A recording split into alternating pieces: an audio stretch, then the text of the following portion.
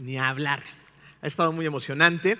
Pero antes de empezar con el tema del día de hoy, quiero compartir con ustedes y con todas las personas que amablemente nos están acompañando por diferentes medios en diferentes partes del mundo. Sean bienvenidos a Comunidad de Fe. Que mi mamá está aquí.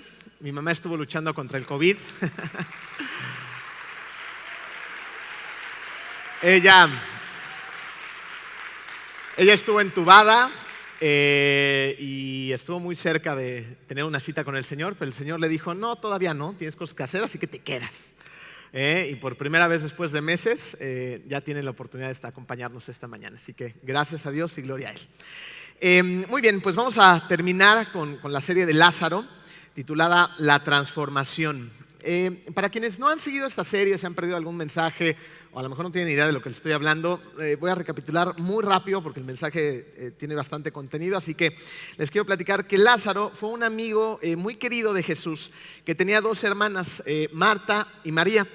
En algún momento de su vida Lázaro enfermó, esta enfermedad desencadenó en muerte para luego tener un milagro espectacular en su vida, siendo resucitado por Jesús.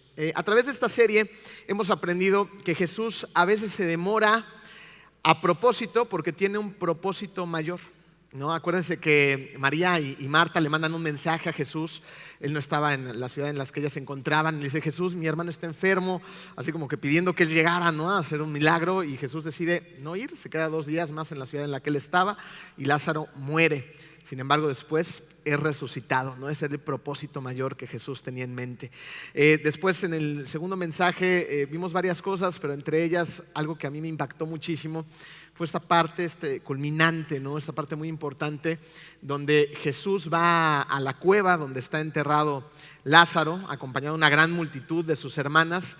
Y Jesús allá afuera pide que muevan una piedra y le grita a Lázaro por su nombre. Dice, Lázaro, ven afuera, ¿no? Y ahí viene el milagro de la resurrección de su amigo. Y el día de hoy veremos la transformación de un creyente. Pero antes de empezar, vamos a ponernos en manos de Dios. ¿Les parece bien? Vamos a orar.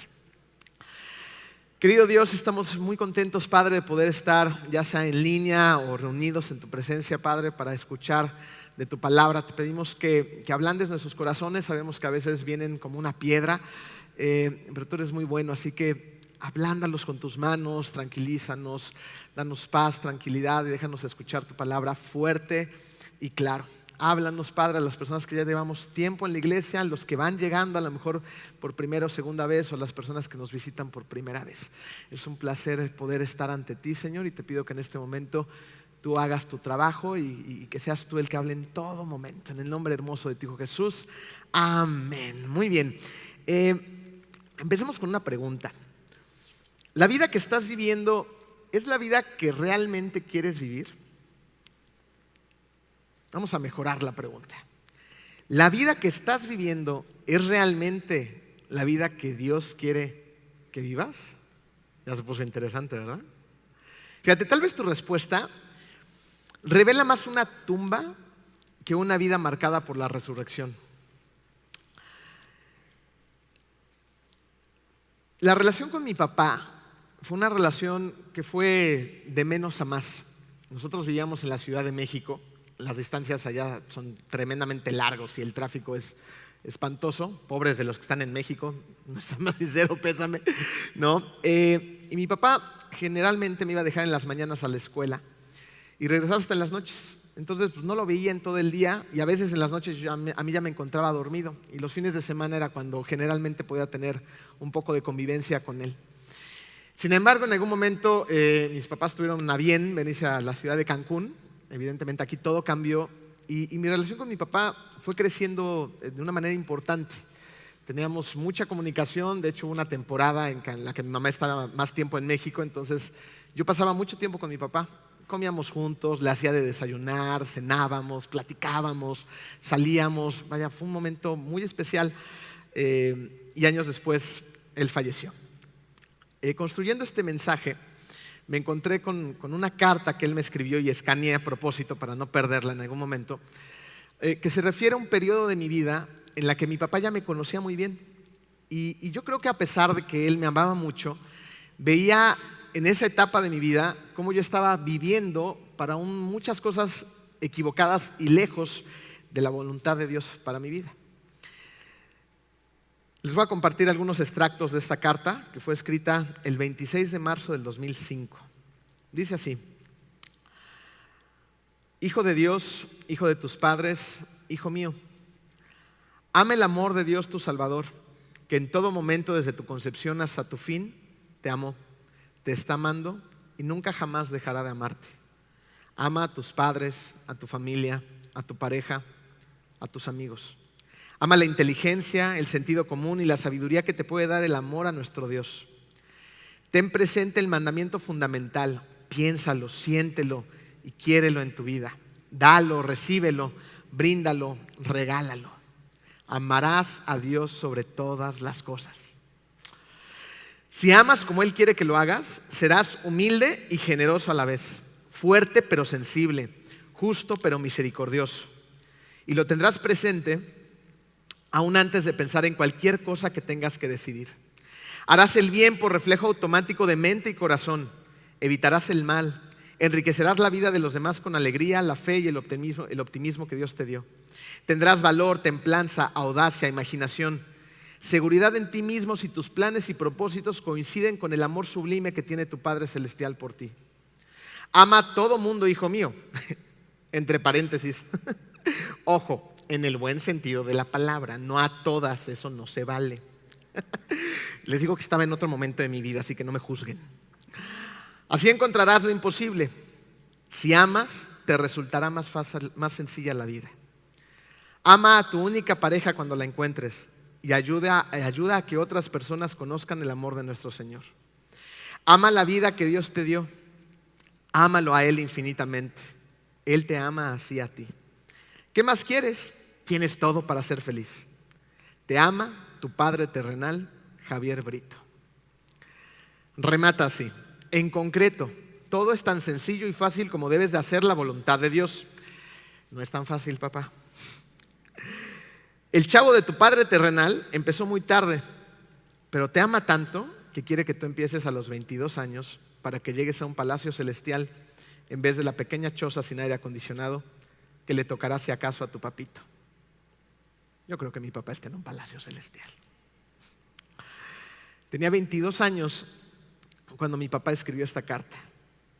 Y yo sí, en los 22 años ya conocía a Dios, pero estaba bien alejado de Él. No tenía una relación con Dios. Y por lo tanto estaba viviendo una vida bien egoísta. Una vida que me satisfacía a mí y que me hacía feliz. Era un joven que le encantaba la fiesta, las discotecas, los excesos. Sin embargo, mi papá veía cosas en mí que yo en ese momento no veía y Él quería lo mejor para mí, así como lo quiere nuestro Padre Celestial, quien está trabajando en un proceso de transformación dentro de cada uno de nosotros. Una vida de transformación implica cada vez estar más conscientes de Dios y de nosotros mismos. Fíjense, esta toma de conciencia, cuando estamos conscientes de Dios, cuando estamos conscientes de que somos sus hijos, esta toma de conciencia trae vida a nuestras vidas. Y esta conciencia es precisamente la que nos lleva a la resurrección. Juan 14:44 dice: y el que había muerto salió. En ese momento Lázaro ya llevaba días de muerto, y cuando escuchó la voz de Jesús, el que había muerto salió. Salir de esa tumba, una vez que Jesús había hecho el milagro, implicaba ciertas cosas en Lázaro. Implicaba que Lázaro hiciera su parte al tomar conciencia de dónde estaba. ¿Dónde estaba Lázaro en ese momento? En la tumba. Implicaba que tomara conciencia de lo que acababa de suceder. ¿Qué acababa de suceder? Un milagro en su vida. Implicaba que Lázaro tomara conciencia de quién hizo el milagro. ¿Lo hizo Lázaro? No. ¿Quién hizo el milagro? Jesús. Y ahora le tocaba a Él hacer su trabajo. Una vez que había tomado conciencia, tenía que salir de la tumba. ¿Hacia quién? Hacia Jesús. Lázaro debía salir. John Bunyan fue un predicador y escritor por ahí de los 1600, y resulta que nuestro amigo John era un hombre de muchísima fe, y en aquel entonces, en esa parte del mundo, necesitabas una licencia para hablar de Dios, y él no la tenía. Así que cada vez que salía a hablar de Dios, y generalmente salía a las calles, Le llamaban a la policía y rápidamente llegaba la policía y lo metía a la cárcel. La primera vez estuvo una semana en la cárcel, la segunda vez ya se tardó unos mesecitos y la tercera vez no pasó ni nada más ni nada menos que 12 años en la cárcel por predicar la palabra de Dios. Su biografía dice que en este momento él tenía la compañía tan solo de una Biblia. Y fue durante este tiempo que él escribió un libro que muchos de ustedes conocen o lo han visto en película, titulado El progreso del peregrino. Este libro trata de un personaje principal llamado precisamente Cristiano, quien inicia su peregrinaje a través de lugares o situaciones llamadas dificultad, desesperación, en algún momento hasta visita a la Feria de la Vanidad. Y trata de poner en situaciones a Cristiano donde muchas veces nosotros también hemos estado. ¿Alguien de ustedes ha estado en momentos de desesperación, de dificultad? ¿Alguien de ustedes ha ido a la Feria de la Vanidad? Pues bien, Cristiano tuvo que salir de todos esos lugares, para llegar a su destino, la ciudad celestial. Ya en el siglo XX, C.S. Lewis, a través de las Crónicas de Narnia, yo creo que la mayoría las hemos visto y si no, véanlas por favor, son películas maravillosas, nos relata el viaje de 4 niños que entran a un armario viejo, en una casa ahí medio rara, ¿no? Con un montón de ropa, y atrás del armario tienen precisamente que salir a un lugar espectacular, lleno de situaciones muy especiales, donde van a conocer a un gran león que se llama Aslan, que se asemeja muchísimo a Jesús. En estos libros que posteriormente se convirtieron en películas, podemos ver cómo la vida espiritual es un peregrinaje que nos lleva precisamente de un punto a otro. Podemos ver que hay una clara tendencia a salir de un lugar para moverse hacia adelante, ¿no? Se nos invita a movernos hacia adelante, lo que nos lleva a su punto número 1, a movernos hacia la luz de Jesús. Movernos hacia la luz de Jesús. Jesús dijo: Lázaro, ven afuera. ¿Hacia dónde nos llama Jesús? Hacia adelante. Hacia adelante es un camino para llegar a ser más como Jesús, donde se nos llama a salir de esos lugares oscuros donde muchas veces hemos decidido vivir. Y la oscuridad en tu vida se podría traducir de diferentes maneras, ¿no es así? A veces se traduce como relaciones rotas, como un matrimonio desquebrajado, como finanzas que no te dejan salir adelante, te sientes hundido, adicciones, pornografía, alcoholismo, drogas. No sé cómo se vea esa situación oscura en particular en tu vida, pero todos hemos tenido o tenemos situaciones oscuras en las cuales estamos viviendo. Fíjense lo que dice Juan, capítulo 8, versículo 12. Una vez más, Jesús se dirigió a la gente y les dijo: yo soy la luz del mundo, yo soy la luz. El que me sigue no andará ¿en qué? En tinieblas, sino que tendrá la luz de la vida. A la luz de nuestra nueva vida en Cristo, vamos a experimentar la vida de una forma distinta y vamos a poder vivir y ver el amor de Dios como antes no lo hacíamos. Pero al principio cuesta mucho trabajo. Fíjense, me acuerdo que en aquella época donde yo estaba chiquito, a mi hermano le gustaba dormir hasta tarde y se había dado a la tarea de blindar su recámara para hacerla un búnker muy oscuro. No permitía que entrara ni un rayito de luz. ¿Te acuerdas, ma? Entonces, a veces me mandaban a despertarlo. Y una manera muy simpática de hacerlo era hacerle la maldad de ir a las cortinas y las abría de repente. Entonces, ¿qué le pasaba a los ojos de mi hermano? ¡No inventes! ¡No puedo ver nada! No.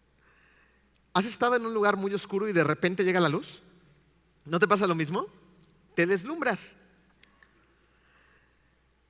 Y te toma un tiempo para que logres ver bien. También toma tiempo para que los ojos de nuestra mente, de nuestro corazón y de nuestra alma se ajusten a la luz.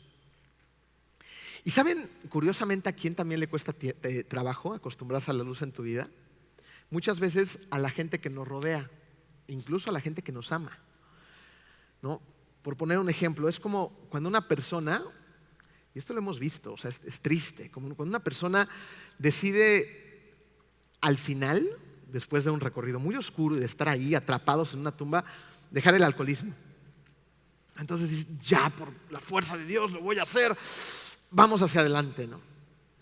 Pero los amigos, la familia, siguen siendo piedra de tropiezo. Siguen teniendo alcohol a la mano, siguen yendo a lugares donde existe esa tentación, e incluso empiezan a recordarle, oye, pero pues es que ahora estás como que medio amargado o medio amargada, ¿no? Échate una copita, ¿no? Y les empujamos las cosas para regresarlos a la tumba. No tiene sentido. Muchas veces lo hacemos de manera consciente y hay otras que lo hacemos de manera inconsciente porque no sabemos o no nos damos cuenta. ¿Cuánta gente no batalla con inseguridades? Inseguridades fuertes, ¿no? Y a veces los papás, los hermanos o la gente alrededor, en lugar de reafirmarlos, de ayudarles, de hablarles de la verdad, de seguir adelante, decimos cosas sin sentido y otra vez los llevamos a la tumba oscura. ¿Por qué hacemos esto? Nos da miedo el cambio. Muchas veces preferimos lo que conocemos, aunque no sea lo correcto, que cambiar. Hay gente a nuestro alrededor que nos ve transformados y quieren que nos regresemos a lo que ellos ya conocen. O muchas veces nosotros mismos lo hacemos. ¿Por qué? Porque ya estamos acostumbrados a esas tumbas. Hemos pasado tanto tiempo ahí, ya nos acostumbramos a la oscuridad, a la humedad, a los olores, a las situaciones, que no queremos salir de ahí, ¿no? Entonces salimos y otra vez vamos de regreso. Fíjense, salir de la tumba oscura a una vida llena de luz es retador, es incluso emocionante, pero no es fácil. Al salir a la luz es probable que nos sintamos bien incómodos. ¿Sabes por qué? Porque vamos a tener que dejar de hacer precisamente cosas que parece que nos gustan o que son agradables para nosotros. Ese es el pecado, ¿no? Si el pecado fuera desagradable, nadie lo cometería, ¿estás de acuerdo? Pero el pecado está diseñado para entretenernos y hacernos creer que eso nos va a dar felicidad. Entonces va a ser incómodo porque tenemos que dejar esas cosas que no son buenas para nosotros. Y vamos a tener que empezar a hacer otras que implican acción, que implican movimiento, que nos sacan de nuestro punto de confort. Salir de la tumba implica ese movimiento, ese cambio. Dejar de hacer lo que no estaba bien para hacer lo que le agrada al Padre. Así que, ¿salir de la tumba puede ser raro? Sí. ¿Puede ser incómodo? También. Pero ¿sabes qué tenemos que tener bien presente? Tenemos que recordar que cada paso que demos, aunque sea uno torpe, aunque sea uno difícil, aunque sea lento el paso, es un paso hacia Jesús. Fíjense, pensemos en esto. Lázaro no podía avanzar si no sabía dónde estaba en el camino hacia Jesús. Él no podía avanzar. ¿Ok? Vamos a ponerlo en contexto. A Lázaro le debió de haber tomado un momento el darse cuenta que estaba en una tumba. ¿Ok? Lázaro se murió. Estaba en una cueva, seguramente estaba encima de una piedra, acostado. Las ilustraciones de grandes artistas nos muestran a un Lázaro que probablemente estaba vendado y tenía algo que le cubría la cara, algún velo. Dicen la historia que lo llenaban como de hierbas para evitar el mal olor. Entonces Lázaro llevaba varios días en esa tumba. Y de repente escucha un milagro. Escucha la voz de Jesús. Entonces Lázaro estaba ahí. Los músculos, se les ha dormido alguna vez una pierna, un brazo, por un momentito. Y luego batallas para moverlo, ¿no? Por un momentito. Imagínense, Lázaro llevaba días ahí. Y escucha la voz de Jesús. ¡Lázaro, sal afuera! En ese momento Lázaro tuvo que tomar conciencia de dónde estaba. ¿Dónde estoy? Me morí. Claro, estaba enfermo, se puso grave, Jesús no llegó y ahora me está llamando, estoy en una tumba. Pero veía luz al final del camino y más importante que la luz, estaba escuchando la voz del Padre. Tuvo que tomar conciencia que estaba adentro de una tumba. ¿Qué nos dice esto? ¿Qué aprendemos? Que debemos tomar conciencia sobre nosotros mismos y hacernos la siguiente pregunta: ¿dónde me encuentro y qué es lo que me trajo hasta aquí?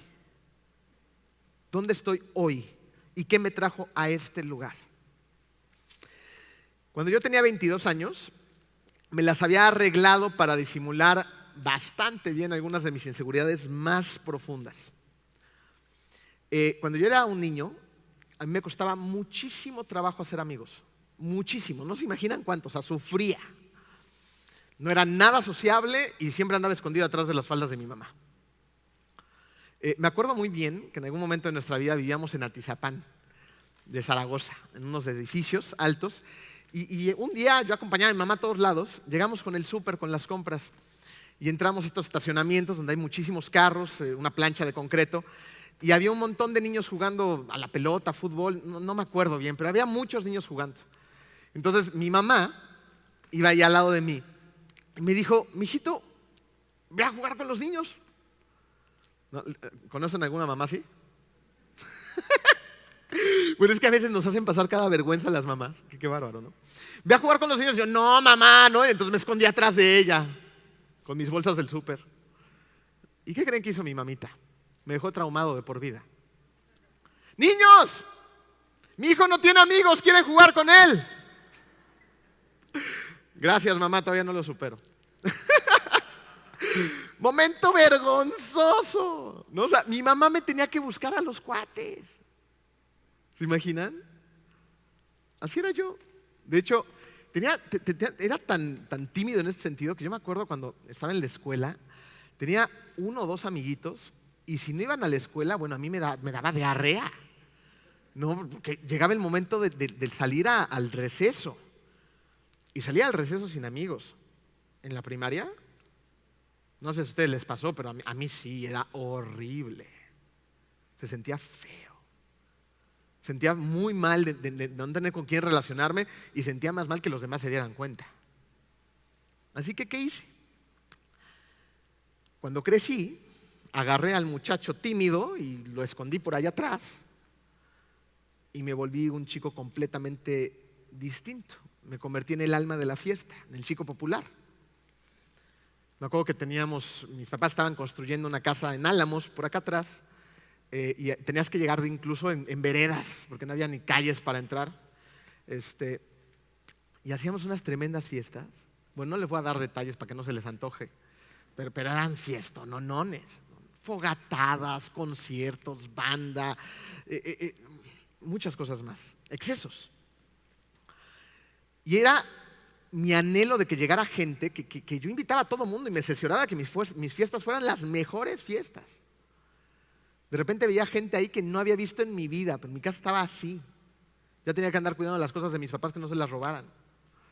Debía haber cobrado cover, ¿verdad? En el fondo, ¿qué es lo que yo quería, lo que estaba buscando? Demostrarme a mí mismo y a los demás que no estaba solo. Me encontraba en un momento de mi vida en el cual quería ser aceptado y hacía lo necesario, incluso lo malo, con tal de ser aceptado. ¿Qué me llevó a ese punto? Inseguridades. Inseguridades sobre mí mismo. A lo que quiero llegar es lo siguiente. Fíjate, esto es muy importante. Es difícil seguir adelante si no exploramos nuestra infancia, nuestra juventud, y a veces es doloroso, nuestras circunstancias. Y no nos damos cuenta de cómo ese sistema de creencias del pasado está afectando mi presente. Tenemos que tomar conciencia de nuestra condición. Así como Lázaro, cuando le gritaron, tuvo que tomar conciencia de que estaba en una tumba. Tenemos que tomar conciencia nosotros también de dónde estamos. Y debemos de tomar conciencia de las mentiras que hemos creído de nosotros mismos porque hemos creído mentiras acerca de Dios. Fíjate, yo me sentí insuficiente y tenía ideas equivocadas acerca de Dios. Y esto me fue moldeando mi personalidad. Porque yo no creía que Dios estuviera al pendiente de mí. Digo, yo sabía que Dios existía, Jesús, esto, lo otro. Padre, pero Dios no está al pendiente de mí, vamos. Hay cosas más importantes para Dios que yo. Eso es lo que yo creía a los 22 años. Yo creo que Dios estaba ocupado manejando el universo, manteniendo los planetas en su lugar, ¿no? Que el mar no fuera demasiado fuerte la marea y nos fuéramos a ahogar todos. Yo qué sé, ¿no? Pensé que había gente muchísimo más importante que yo en la cual Él estaba concentrado y no en Emilio. ¿Emilio qué? Chavito, echando relajo. Por lo tanto, yo no sabía quién era. Porque tenía una idea distorsionada de Dios. Creía que era alguien más. Y yo puedo creer ese tipo de cosas. Y ese tipo de cosas le va a dar forma a mi vida. Cómo yo crea de Dios va a formar mi identidad. Si yo sentía que Dios estaba muy ocupado con muchas otras cosas, sentía que yo no le importaba. por lo tanto me sentía abandonado, por lo tanto me sentía solo, por lo tanto me sentía inseguro. Y estas cosas pueden ser las cosas que yo crea, pero ¿qué dice la Biblia? La Biblia viene a nosotros y nos revela lo que es verdad. Nos quita ese velo de los ojos. Salmo 139, 1 al 5. Oh Señor, has examinado mi corazón y sabes todo acerca de mí. Todo. Sabes cuando me siento, sabes cuando me levanto, conoces mis pensamientos, aun cuando me encuentro lejos. Me ves cuando viajo, cuando descanso en casa. Sabes todo lo que hago. Sabes lo que voy a decir, incluso antes de que lo diga, Señor. Vas delante y detrás de mí. Pones tu mano de bendición sobre mi cabeza. ¿Le importas a Dios? Pues claro que sí. Le importas muchísimo. Está completamente al pendiente de cada uno de sus hijos. Sabe lo que vas a decir, lo que estás pensando, en dónde estás, cuando estás descansando, cuando estás ajetreado, cuando estás triste, cuando estás desilusionado, cuando estás soñando, cuando algo te inquieta, cuando algo te quita el sueño. Él lo sabe todo porque te ama. Y luego pone su mano de bendición sobre nuestra cabeza. Tenemos que ir a la Biblia para descubrir lo que es verdad, para entender realmente quién es Dios y a través de Él construir nuestra identidad como sus hijos. Fíjate, nosotros podemos tener ideas distorsionadas de Dios que distorsionan la idea de quiénes somos. Fíjate, hace un tiempo platicaba con un hombre ya entrado en los 40 y me decía, no sé quién soy, Emilio, quiero saber quién soy. Y yo le dije, yo no te puedo decir quién eres, pero sé quién sí, Dios. Dios nos dice que tenemos una identidad en Cristo, ¿lo sabes? Tú tienes una identidad. En tu programa vas a poder encontrar varios pasajes donde se habla de esta identidad. Vamos nada más a la abreviatura de esta. Juan 1:12. Eres hijo nada más ni nada menos ¿de quién? De Dios. Dios es tu Padre. Romanos 8:17. Eres heredero de Dios y coheredero de Cristo. O sea, eres tremendamente rico porque eres heredero del Dios, el creador de todo el universo. Segunda de Corintios 5:20, eres embajador de Cristo. Esto nos convierte en personas que importan. Somos altos diplomáticos en esta tierra, ¿se dan cuenta? Filipenses 3:20, eres ciudadano del cielo. Nosotros no pertenecemos aquí. Nuestra ciudadanía está en el cielo. Gálatas 5:1, somos libres en Cristo. Porque cuando nosotros decidimos poner nuestra fe en Cristo, quien fue a la cruz a morir por cada uno de nosotros, somos libres del pecado. Primera de Juan 2:1, también somos perdonados. ¿Alguna vez has cometido alguna falta y te sientes cargado? ¿Y qué sientes cuando te perdonan? Somos perdonados. Efesios 2:4-5, muy a propósito del tema, somos resucitados. Porque cuando ponemos nuestra confianza y nuestra fe en Dios, en que Jesús es su Hijo, vamos de la muerte a la vida. La transformación solamente va a poder avanzar en su proceso cuando descubras quién eres. Y cuando descubres que eres un hijo de Dios, entonces tomas conciencia para escuchar la voz de tu Padre, como lo hizo Lázaro al salir de la tumba. Es así como tomamos conciencia de su voz, de su camino, de los anhelos que Él tiene para nosotros. Y mira, este camino es un camino lleno de riqueza espiritual que nos trata de llevar precisamente a una intimidad con Cristo. Pero para llegar a la intimidad, antes debemos de hacer espacio. Punto número 2 en tu programa. Debemos hacer espacio. Hacemos espacio para Dios, ¿sabes cuándo? Cuando pasamos tiempo con Él. Y debería de ser obvio para nosotros que necesitamos hacer espacio para las cosas que son importantes, ¿no es así? Por darte un ejemplo.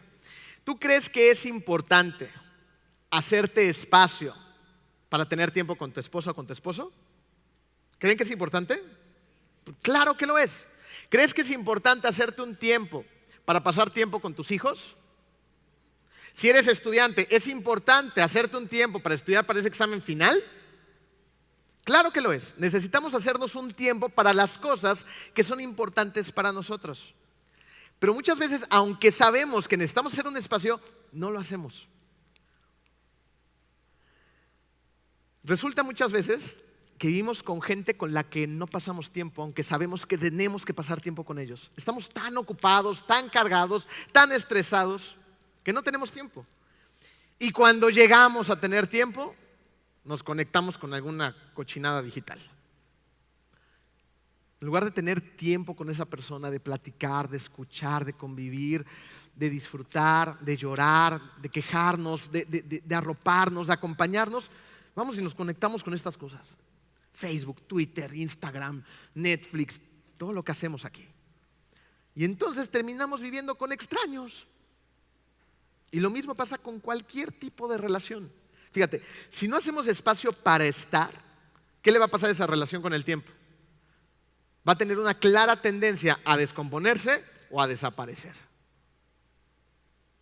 Aquí la pregunta sería entonces, ¿cómo hacemos espacio de una manera organizada para que tengamos tiempo con quien tiene que ser nuestra principal prioridad, con nuestro Padre?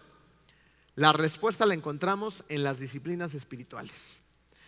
Mira, las disciplinas espirituales van a ayudar al alma de una forma similar a cómo el ejercicio ayuda al cuerpo. Cuando tú estás haciendo ejercicio, estás fortaleciendo ciertos músculos, ¿cierto?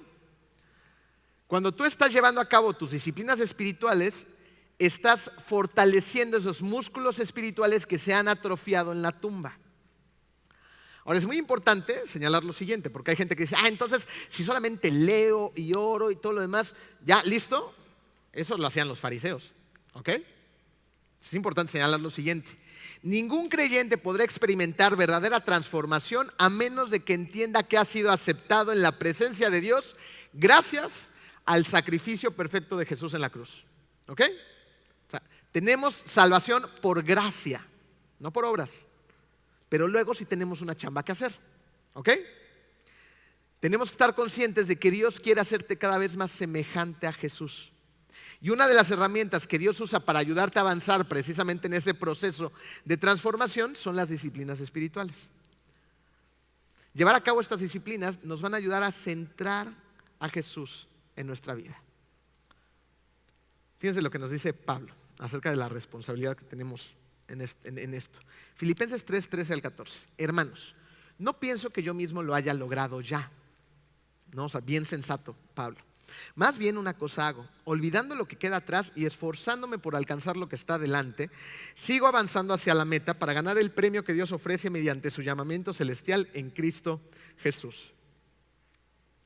Tenemos cosas que tenemos que hacer, no para ganarnos la salvación, ¿ok? Pero sí para crecer espiritualmente. Tenemos que olvidarnos de lo que queda atrás y tengo que esforzarme por alcanzar lo que está delante. Y así avanzar hacia adelante, hacia la meta. Un escritor que habla de temas acerca de las disciplinas espirituales llamado Brian Hedges dijo lo siguiente: la formación del carácter espiritual en nosotros es un proceso que dura toda la vida y las disciplinas espirituales son medios que nos ayudan en ese proceso. ¿Ok? Dicho de otra manera, ¿qué son las disciplinas espirituales? Son medios ordenados por Dios a través de los cuales nos traemos a nosotros mismos delante de Dios para experimentarle a Él y ser transformados a la imagen de Cristo. Para que lo entendamos mejor a forma de analogía, imagínate lo siguiente. Si el Señor pudiera ser comparado con un río puro de agua viva, las disciplinas espirituales serían las maneras por las cuales nosotros vamos a ese río. ¿Ok? Vamos a ese río a tomar agua, a hidratarnos, a beber de él. Vamos a ese río a nadar en él, a disfrutarlo, a empaparnos, a sumergirnos en él. Y es una delicia. Algunas disciplinas espirituales personales que debemos llevar a cabo para que precisamente nuestro proceso de transformación vaya hacia adelante son cosas que hemos venido hablando en la iglesia desde hace muchos años. Y que seguiremos hablando de ellas porque es lo que tenemos que hacer. ¿Ok? Disciplinas espirituales personales. Leer la Biblia. Pero leer la Biblia no es lo mismo hacer el check, ¿no? Porque de repente, seamos honestos, tenemos prisa, ¿no? Tenemos hambre, nos despertamos tarde. ¿Qué sigue? Capítulo 11 de Juan. Listo, vámonos. No, hay que leer la Biblia con calma. Es una cita con Dios. ¿Ok? Si tienes poco tiempo, pero hazlo de una manera intencional. que lo disfrutes. Ora antes de ir a leer tu Biblia, porque esa es otra disciplina espiritual. Necesitamos orar. Pero ¿cuántas veces no oramos así? Dios, qué buena onda, ya me desperté, bendice mi día, amén. Y al día siguiente, Dios, qué buena onda, ya volví a despertar, amén, ¿no? Llega la hora de la comida, tengo mucha hambre y al sartén, ¿no? Y la noche también me estoy durmiendo, amén. No oramos, repetimos cosas. Y no es juzgar a nadie, porque nos pasa a nosotros. ¿Saben dónde lo vemos claramente? En nuestros hijos. Porque oramos en la mañana cuando vamos a la escuela, antes de comer, en la noche, ¿no? Tratamos de hacer de la oración parte de nuestra vida. Y de repente escuchamos a nuestros hijos decir exactamente las mismas cosas todos los días, ¿no? Y es ahí donde tienes que redireccionar, decir, a ver, vamos a platicar con Dios, ¿no? Y los hacemos pensar acerca de, a ver, ¿cómo crees que yo me sentiría si tú llegaras conmigo y nada más dijeras, gracias papi por traer provisión a la casa, amén? Pues no está padre, ¿no? O sea, a mí me gusta platicar contigo. Me gusta tener una comunicación bidireccional, ¿no? Escucharte, escuchar qué te pasó, cómo te sientes, qué te está pasando en tu vida, ¿no? Y cuando les decimos esto a los niños, ¿saben qué nos dicen? Sí, papi, pero es que no lo veo. No lo ves, pero sí lo puedes sentir, ¿no? Lo puedes ver en su creación, lo puedes apreciar de muchas maneras distintas, lo podemos leer en la Biblia. Tenemos que meditar también en las Escrituras. Esta es otra disciplina espiritual, ¿no? O sea, ¿qué leí? Meditar en ellas, pensar en el día, en ese pasaje que a lo mejor me habló, que me dijo algo y luego llevarlo a cabo. ¿Qué me dijo eso que leí? Ayunar. Declaro que a mí me cuesta mucho trabajo ayunar, ¿no? O sea, la comida y yo tenemos una relación muy especial. ¿Alguien de ustedes se parece a mí? ¿No? Y cuando yo ayuno, Dios trabaja en mi vida muy fuerte porque me cuesta trabajo, ¿no? A lo mejor tú no puedes ayunar de comida por tu condición física, ¿no? O sea, te hace daño. Pero puedes ayunar de otras cosas, como lo ha dicho Marco en otras ocasiones, que te recuerdan el estar en una comunión y depender del Padre. Él es el alimento. ¿Okay? También tenemos que estudiar. Porque cuando estás estudiando aprendes. Alguien que yo disfruto, lo voy a agarrar aquí porque aquí está enfrente, pero disfruto mucho cuando lo escuchan en sus estudios, es a Víctor, ¿no? Porque se apasiona en la palabra y sabe, o sea, se ve que le lee y le estudia, ¿no? Entonces, cuando da un estudio es interesante escuchar lo que él trae en la cabeza porque ha estudiado. Es una delicia estudiar. Aprendes muchas cosas, puntos de vista diferentes, ¿no? Ópticas que a lo mejor no alcanzas a ver y que un libro te logra dar de apoyo, ¿no? Algún estudio de ese versículo o de ese capítulo, de esa historia bíblica. Vaya, hay muchas maneras de estudiar, pero necesitamos practicar nuestras disciplinas espirituales. Y en la medida en la que te empapas en este río con las buenas noticias de Jesús, con el Evangelio, vas a ir absorbiendo sus verdades, ¿te das cuenta? Y cuando absorbes sus verdades, ¿qué crees que pasa en ti? Te transformas. Pero necesitamos empaparnos, absorber todas esas verdades para sentir y vivir esa transformación. Sin embargo, las disciplinas espirituales en sí mismas no pueden cambiar en nadie. O sea, en sí mismas, por sí mismas, no funcionan. ¿Quién es quien transforma nuestra vida? Jesús. Entonces, ¿cuál es el papel de las disciplinas espirituales? Ayudarnos a mantener a Cristo en el centro de nuestras vidas. Y cuando Cristo está al centro de nuestras vidas, ¿saben qué pasa? Punto número 3. Tengo una verdadera intimidad con Él. Cuando Él está al centro, tengo una verdadera intimidad con Él. Juan 12, 1 al 3. 6 días antes de la Pascua, llegó Jesús a Betania, donde vivía Lázaro, a quien Jesús había resucitado. Ahí se dio una cena en honor de Jesús. Marta servía y Lázaro era uno de los que estaban en la mesa con él. María tomó entonces como medio litro de nardo puro, que era un perfume muy caro, y lo derramó sobre los pies de Jesús, secándoselo luego con sus cabellos. Y la casa se llenó de la fragancia del perfume. Lázaro salió de la tumba resucitado por Jesús, pero su historia no acabó ahí, ni tampoco la influencia de lo que Dios hizo en su vida para los demás. Una vez que Lázaro fue resucitado, la noticia de este milagro se extendió como fuego por todos lados y mucha gente puso su fe en Jesús. Y esto evidentemente era una gran noticia, que la gente creyera en Jesús. Sin embargo, este milagro tuvo otro tipo de consecuencias. Porque una vida transformada, escuchen esto que me gustó muchísimo. Una vida transformada es una amenaza para los demás. Una vida transformada, tu vida transformada, se convierte en una amenaza para la oscuridad. Dios necesita que seamos una amenaza para la oscuridad y que estemos dispuestos a correr el riesgo. Porque cuando somos una amenaza para la oscuridad, corremos riesgos, ¿no es así?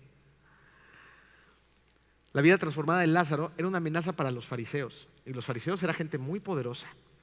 Juan 12:10. Cuando los sacerdotes principales se enteraron de esto, planearon matar también a Lázaro. Como era una amenaza, ahora lo tenían que matar. Y fue a partir de este punto cuando los sacerdotes principales junto con los fariseos se pusieron de acuerdo para matar a Jesús y a Lázaro.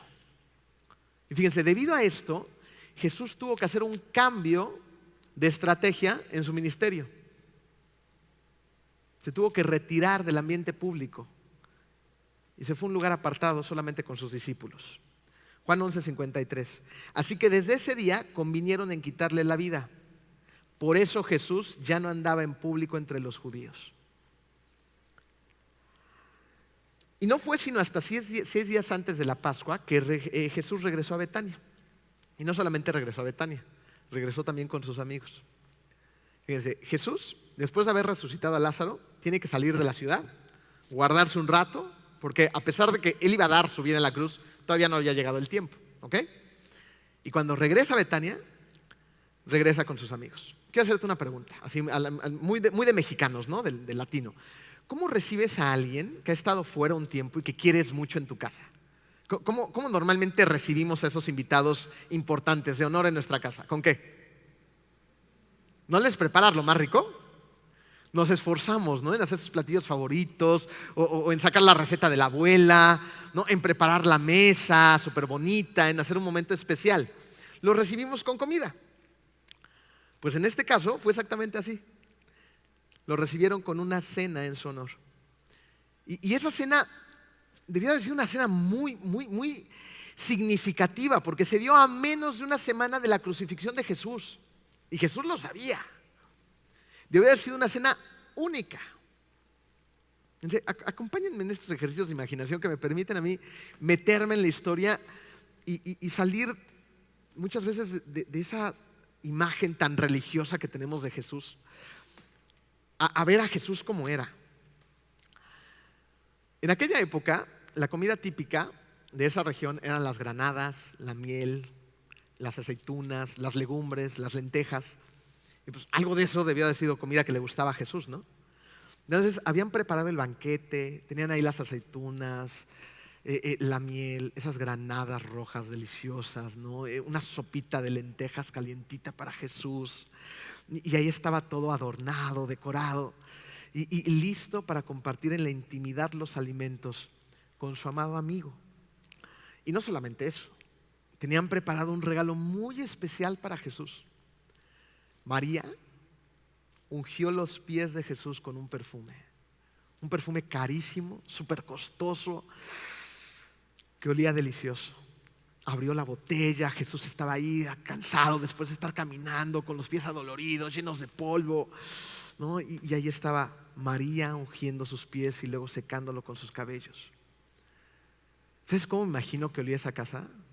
A intimidad, a comida recién hecha, a pan salido del horno, a buen perfume, a amor, a intimidad, a un momento especial. ¿Y quién estaba ahí? Lázaro, el hombre que tiempo atrás tenía un cuerpo rígido a causa de la muerte, ahora estaba vivo y relajado comiendo posiblemente una aceituna, recostado junto a Jesús. ¿Y por qué digo recostado? Síganme en este ejercicio de imaginación.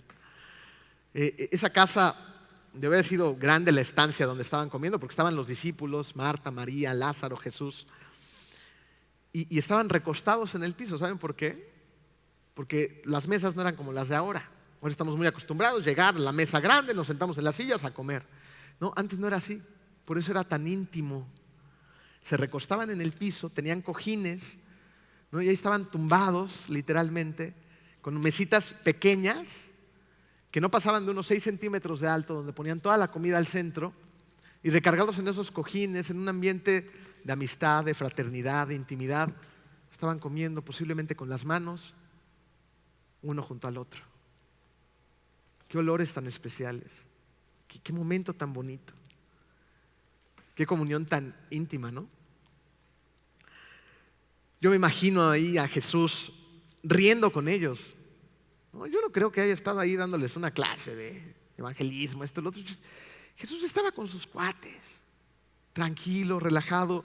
Y a lo mejor ahí estaba Marta preguntándole, oye, Jesús, me enteré que fuiste a predicar la palabra y que fueron como 5,000 personas desde lejos a verte y que les diste de comer a todos. ¿No? Y de repente Jesús, claro, estuvo buenísimo, Marta, hubieran estado ahí. Porque llegó un chorro de gente desde lejos, eran 5,000 hombres, pero iban con sus esposas, los hijos, bueno, terminaron siendo como 20,000. Y como venían desde lejos, pues llegó un momento en que terminé yo de hablar con ellos y todos tenían hambre. Y pues no había Oxxos, ¿no? En aquel entonces. La tienda de la esquina ya la habían cerrado, no teníamos cómo darles de comer. ¿Y qué crees? Que de repente pasó un niño, traía el lunch que no se había comido. Sacó unos pescados, unos panes, los puso a nuestra disposición. Le oré al Padre y ¡pum! Hicimos un milagro gigantesco. Le dimos de comer a todos. Hubieras visto su cara. Hasta sobró, nos llevamos 12, ¿cómo eran? ¿12 qué? 12 canastas. Se me están poniendo atención muy bien. Sobraron 12 canastas. ¡Wow! ¡Qué padre, Jesús! No, hombre. Y hubieras visto tu cara, María. No, porque cuando resucité a Lázaro y salió caminando ahí con las vendas a tropezones, te quedaste con la boca abierta.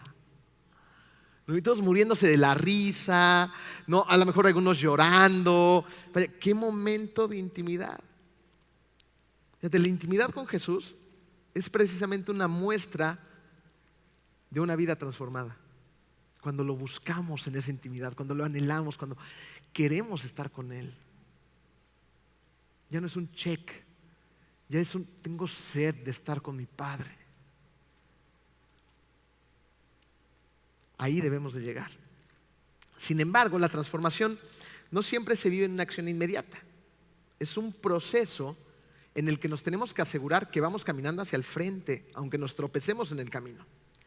Fíjate, la vida de John Newton es una historia precisamente llena de tropiezos hacia la transformación. Resulta que John Newton fue un capitán de un barco en el siglo XVIII y su trabajo era un trabajo bien feo, ¿no? Él transportaba esclavos a Norteamérica y en una de sus travesías de repente llegó una fuerte tormenta al mar. Imagínense el crujín del barco, ¿no? Los rayos, el agua metiéndose por todos lados y John Newton tuvo miedo y decidió aceptar a Jesús en su corazón porque pensó que se iba a morir. El barco ya estaba como que medio hundiéndose y dijo, no, pues por si las dudas, ¿no? Aceptó a Jesús y sin embargo, aunque ya tenía a Jesús en su corazón, siguió transportando esclavos durante 6 años. Él llevaba personas de África al Nuevo Mundo. ¿Y sabes por qué los cambiaba? Por barriles de ron. Cambiaba la vida de personas por ron. Ron que luego vendía. La transformación que comenzó en la vida de John Newton al aceptar a Jesús fue un proceso muy largo para él. Unos años después decidió por fin dejar de comerciar con esclavos. Y fue 16 años después de que tuvo su primer encuentro con Jesús que cambió incluso hasta de profesión, se convirtió en sacerdote. Y fue 39 años después de iniciada su transformación en Cristo que entonces escribió un tratado. Él tenía un peso muy importante acerca del comercio, de la esclavitud. Y escribió un panfleto que distribuyó por todos lados, titulado Consideraciones sobre el tráfico de esclavos africanos. Resulta que este panfleto llegó a las manos de un señor llamado William Wilberforce, que era miembro del Parlamento británico, y él traía una fuerte campaña contra el tráfico de esclavos. Utilizó esta información y años después, a través de William, lograron la abolición de la esclavitud. Yo creo que a ti, al igual que a mí, nos hubiera encantado escuchar que John, una vez que aceptó a Cristo en su corazón, decidió cambiar en ese momento, ¿no? Aceptó a Cristo y en ese momento todo cambia radicalmente y ahora en lugar de comerciar esclavos, voy a ir a pelear para que los liberen y voy a dar mi vida a favor de ello porque sé que está mal. Pero no hizo eso. Creo que su historia se parece muchísimo más a la nuestra, porque todos estamos en un proceso de transformación que en la mayoría de los casos es lenta. Fíjense, John dijo: yo era muy diferente en muchos aspectos. No puedo considerar que fui creyente en todo el sentido de la palabra, sino hasta mucho tiempo después. John Newton, tiempo después, escribió varios himnos que contaban precisamente su proceso de transformación. Sus himnos relataban parte de su historia. Entre ellos, escribió un himno que muchos de ustedes conocen, titulado Sublime Gracia. ¿No lo han escuchado? Tiempo después de este himno, él escribió las siguientes palabras: no soy lo que debo ser, no soy lo que quiero ser, no soy lo que espero ser, pero por la gracia de Dios, no soy lo que fui. Por la gracia de Dios, yo no soy ese muchacho de 22 años que estaba perdido. Por la gracia de Dios, todavía no soy lo que voy a llegar a ser hasta que esté en la presencia de mi Padre. Por la gracia de Dios, nosotros todavía no somos lo que estamos destinados a ser, pero ya no somos lo que fuimos antes. Te quiero hacer 3 preguntas para terminar el día de hoy. ¿Cómo se ve el paso del tiempo hoy en tu vida? Para muchos de nosotros años han pasado desde que aceptamos a Jesús y deberíamos de tomar conciencia de haber avanzado en ese proceso de transformación. No sé hace cuánto tiempo aceptaste a Jesús en tu corazón, pero ¿se nota? Porque en la vida de John Newton se fue notando a través de los años, de muchos años, pero se notó e hizo una gran y profunda diferencia. ¿Se nota en tu vida? O tal vez tú eres nuevo en todo esto y empiezas a tener una relación con Jesús, todavía no entiendes muy bien cómo funciona. ¿Cómo te gustaría que se diera esa transformación en tu corazón? ¿Y qué estás dispuesto a hacer para que suceda? Lo más importante, ya lo tienes. Solamente cerciórate de que sea real, de que realmente tengas a Jesús en tu corazón. O tal vez tú nunca has tenido una relación con Jesús y dentro de ti existe un vacío, uno profundo. Sabes que algo te hace falta y no sabes qué es. Es Jesús. ¿No crees que ya es tiempo? ¿No crees que es tiempo de iniciar la transformación? Yo espero que nuestras palabras sean las mismas de las de John Newton. Pero por la gracia de Dios, no soy lo que fui. Y así vivas el poder de la resurrección que experimentó Lázaro y que nosotros también podemos experimentar. Vamos a darle gracias a Dios por su gracia y terminemos cantando todos juntos el himno que un hombre que fue transformado escribió. Sublime Gracia.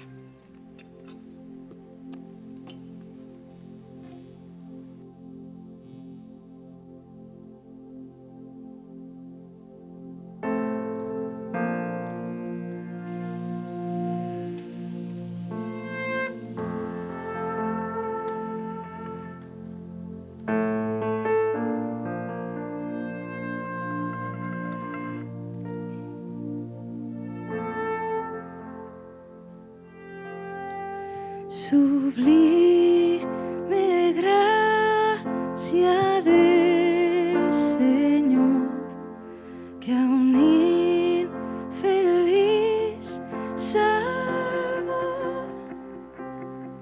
Fui ciego, mas hoy veo yo, perdido y Él me halló.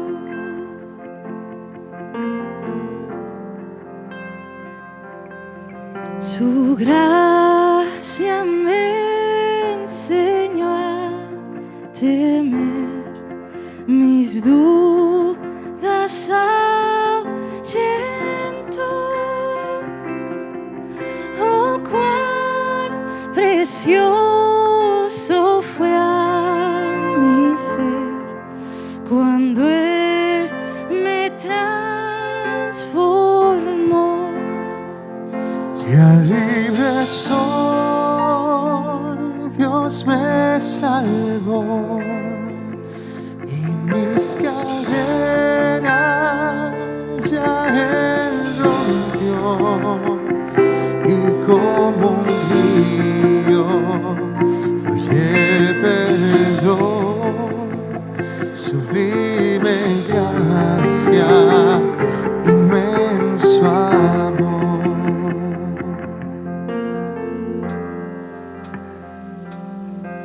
En los peligros o aflicción que yo he tenido aquí,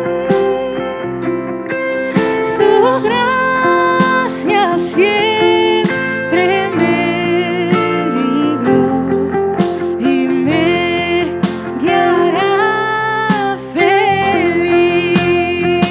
Ya libre soy, Dios me salvó y mis cadenas ya Él rompió, y como un río fluye el perdón, sublime gracia, inmenso amor.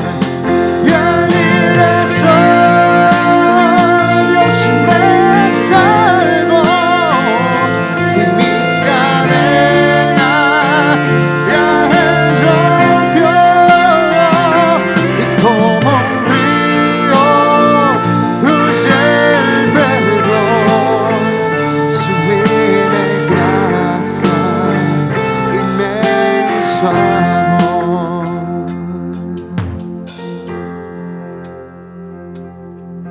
Y cuando en Sión por siglos mil, brillante esté cual sol, yo cantaré por siempre allí su amor que me salvó, su amor que me salvó, su amor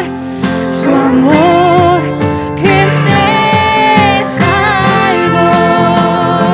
Ya libre soy, Dios me salvó y mis cadenas ya Él rompió, y como un río fluye el perdón, sublime gracia, inmenso amor.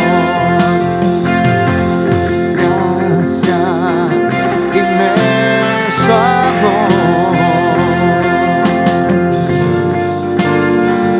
inmenso amor. Fue por su amor, su gran amor, su gracia me salvó.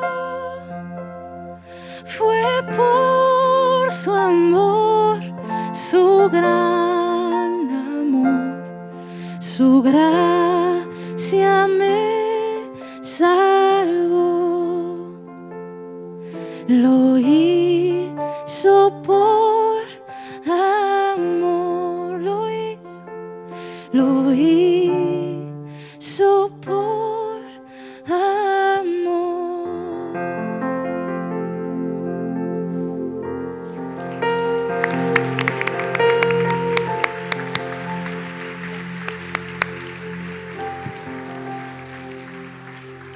Querido Dios, Te damos tantas gracias, Padre amado, porque como John Newton lo escribió, fue tu gracia lo que nos ha salvado, Padre. No merecemos nada y tú nos lo das todo. Te damos gracias por ese amor infinito que tienes sobre nosotros, Señor. Y esta mañana te queremos pedir perdón, Padre, por todas las ofensas que cometemos todo el tiempo. Estamos felices de conocer el camino, Padre. Estamos felices de tener un Padre tan misericordioso que estuvo dispuesto a enviar a su único Hijo por cada uno de nosotros. Gracias, Padre, por un regalo que no merecemos y que aún así nos das. Permítenos ser resucitados como lo fue Lázaro, Padre, salir de cualquier tumba oscura donde nos encontremos. Permítenos escuchar tu voz, ver tu luz, tomar conciencia de quien tú eres el que hace el milagro, Señor, y también de hacer nuestro trabajo, de bajar de ese sepulcro y empezar a caminar con pasos determinados hacia ti. En el hermoso nombre de tu Hijo Jesús. Amén.